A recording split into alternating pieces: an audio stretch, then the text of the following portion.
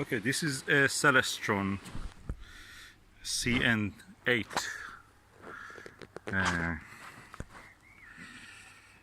F5 telescope, and now we are in allotment and you can see the moon, and this is the first time actually I'm looking through an 8-inch telescope, so let's go and see what we can find.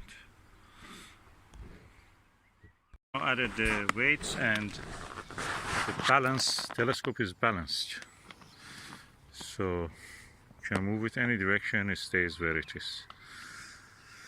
Can you believe this? I got this telescope for £80. No, sorry, £50. With lots of eyepieces.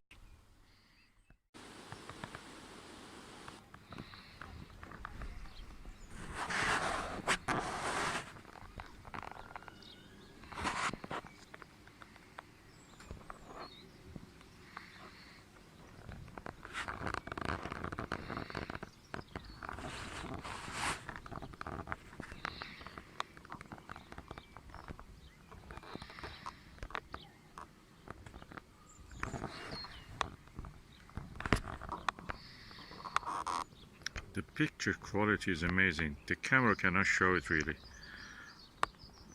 Oh, I never saw through a 8-inch telescope. This is the first time I'm seeing. And I just want to show you how actually my setup is. The mirror, I want to show you the mirror. It's covered in muck and cobweb.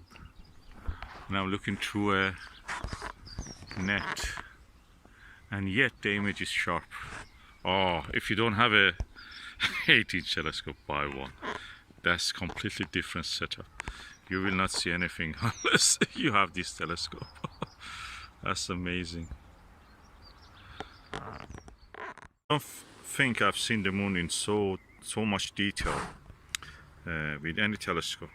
This is amazing, and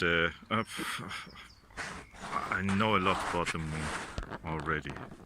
I'll tell you much more than any other detail. The only thing I've not done is landing on the moon. And I'm saying you all the features that I know and you cannot see without a telescope. And I look for them. I look for them because that's part of my expertise.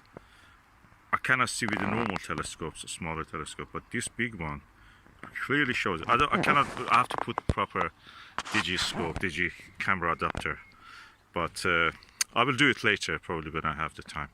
At the moment, that's the moon, and we have been watching the moon through the net in the allotment, through a dirty mirror. The contrast is amazing. Get an 8-inch if you can. Yeah, I've seen the straight wall, I've seen the open valley, very easy actually. And the only thing is that this telescope doesn't have a motor.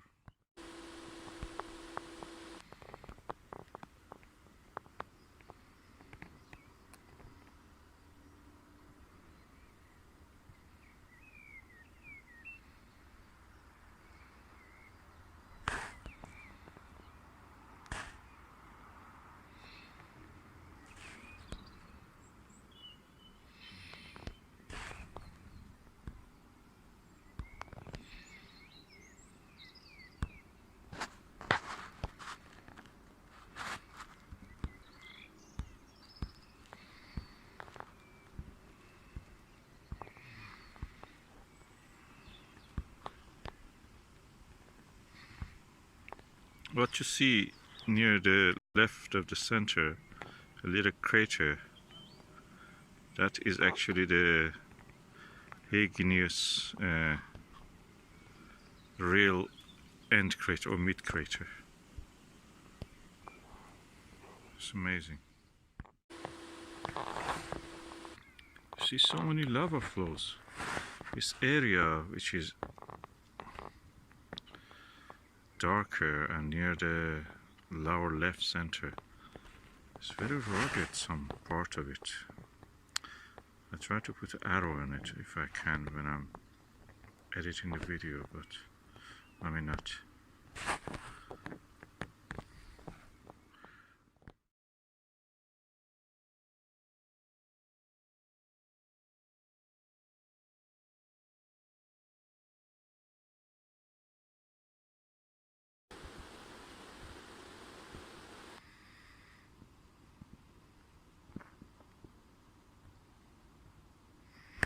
What you can see at the right side of the image, the brightest spot, which is just near the edge, is one of the biggest volcanoes on the moon. And that volcano, it took so long to identify it as a volcano. This is a, you can see this is something like Iceland. It is a mantle plume which has accumulated over many, thousands of years. Lots of lava.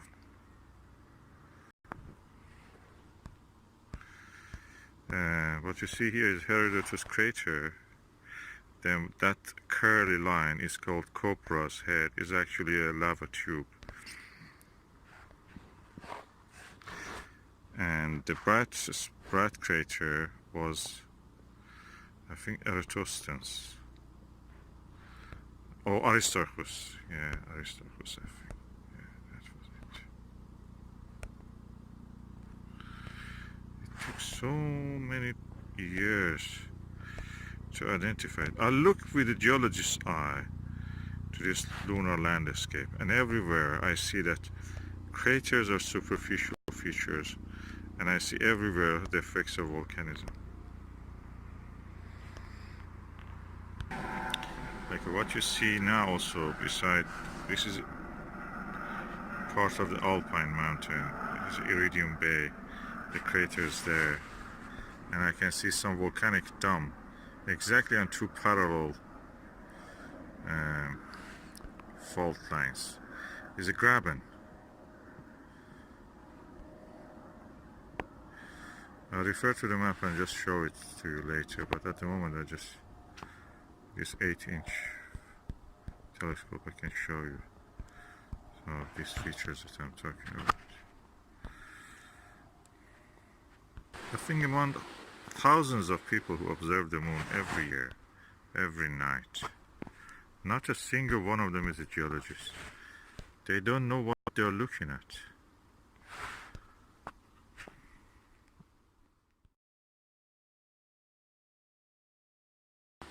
I like to compare that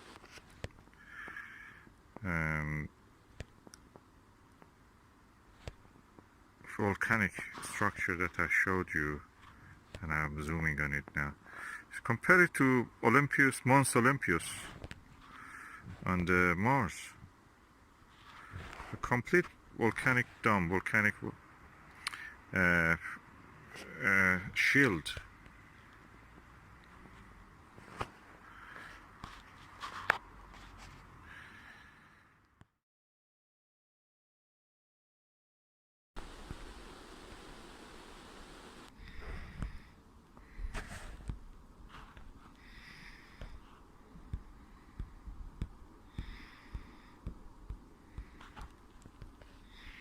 Call it Schroter's Valley. Probably should call it Schroter's Volcano, Shield Volcano.